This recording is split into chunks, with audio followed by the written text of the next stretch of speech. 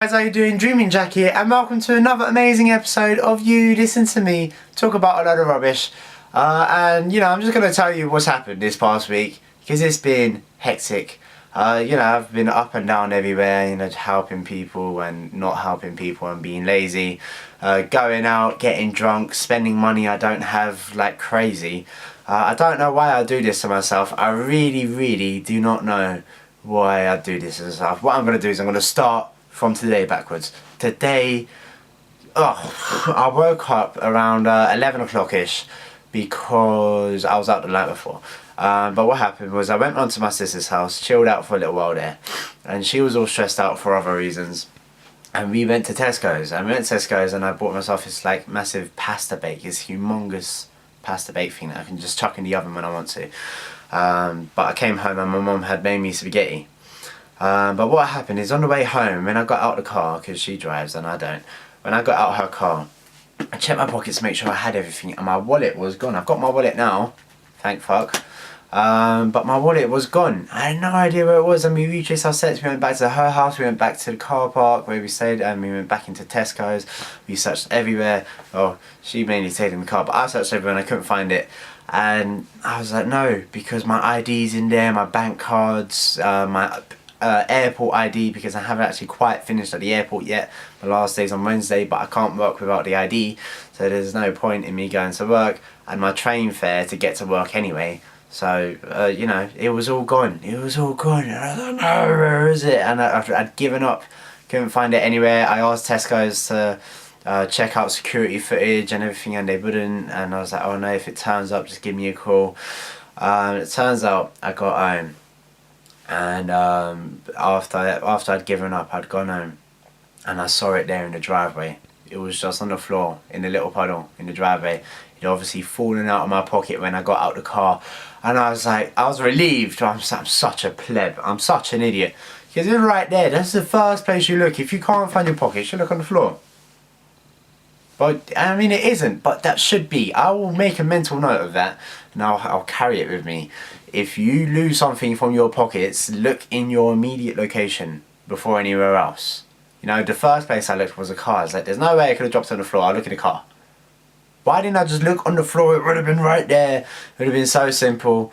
But hey, it didn't, and I found it, and I'm relieved now. It's actually 10 o'clock. The clocks went back, so I think it's still 10 o'clock.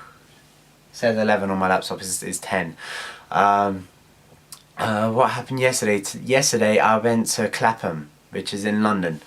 Clapham Junction is actually quite a famous train station. And we went to Clapham Junction, and we went to this massive pub called a Walkabout, and everybody was there all dressed up like Halloween style, like blood and torn shirts, and there's witches and people with fake hair. Everybody was making out.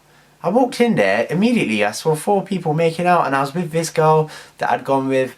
I'd gone with a couple of friends, but one of the girls I'd gone with, she started making out with some random guys, and she's like, oh, I never do this, I never make out with random guys. I'm like, you just did. 3 of them.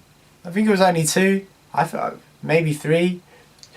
But she's a lovely girl, but she was like, oh no, he's really hot, but he's really hot. I'm like, what is wrong with you? You don't know these guys. You just got an AIDS. You've swapped bodily fluids with somebody you don't know. Oh, but he's hot. Yeah, but he probably hasn't showered in 2 weeks. I showered this morning. You ain't making out with me, are you? Before that, I was working on the Sunday. Sunday wasn't that good of a day because it was just, I was just feeling down. I was at work. Every time I go to work now, I don't feel great, and I don't feel like contributing my best anymore, because I know I'm not staying. And I've been told I might get a call back in December. They're all telling me, Jack, you'll probably get a call back. It's what they always do. They're stupid. I don't know why they didn't keep everyone in the first place, but hopefully I'll be finding another job. I still haven't found a job. I've been looking for a job like crazy, and I've just been unsuccessful.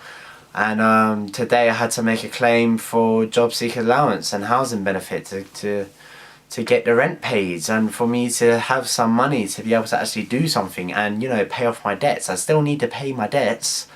The debt collectors, they don't care if I'm unemployed or not. They're like, find the money somewhere. I'm like, well, I'm unemployed. what can I do? He's like, well, you're going to have to give us what you're getting from job seekers allowance. I'm like, well, that's for me to find a job properly. You know, you need money for this stuff. You need to be able to print your CVs off, you know, which I have a printer and everything. But then, you know, all this stuff costs money in the long run, and you need it. And I think on job seekers allowance I'll be getting about £200 a month, which definitely isn't enough, but it's enough to settle me with my debts. But then, you know, I've got bills to pay as well. And how are they going to get paid? Because housing benefits people, they don't take into consideration your bills. You have to get that somewhere else. They just provide the rent, which is good. But I don't like to be on the system. I don't like to be in a position where I'm dependent on everyone else and the entire system, which is corrupt, and everybody's in it for themselves. Nobody's in it for the greater good. You know, and I can't really condone them for not being in it for the greater good. You know, they might be in it for a good cause. They might be in it to help people. But ultimately, they need the money. And everybody needs the money. And there's this big thing called money that is evil. It's the root of all evil. It really, really is the root of all evil. I need to stop talking about money. I get upset talking about money. Hate it. But, you know, it's a hate-love relationship. I love to spend it, but I hate to have it at the same time. And I need it. I need to have it. But I like to spend it. But I don't want it, but I need it. You know what I'm saying, guys. Thank you for listening to today's amazing episode of You Listen to Dreaming Jack talk about a load of rubbish. It's been good talking to you. Please click this subscribe button if you haven't already deleted the annotation, or click this previous video button to go see my previous video, because I was being told that one's pretty good. Not that it's got any comments on it. Why are you not commenting, guys? Comment in the comment section below so I can talk to you, because I want to talk to you and I want to, you know, chat, and I'll add you on Facebook and we can play Xbox or whatever. It'll be fun. And, you know, I just want some sort of communication, because there's no communication in our relationship and we need it. It's important for, you know, people to stay friends, and I want to be your friend. Do you want to be my friend? I need some friends, guys. Friendship is magic. Yeah, click that like button or favourite button if it's your favourite video, and check out what I'm saying in the doobly-doo, because I don't know what I say half the time anyway. And thank you for watching today's episodes, and have a good day. I hope your days are better than mine.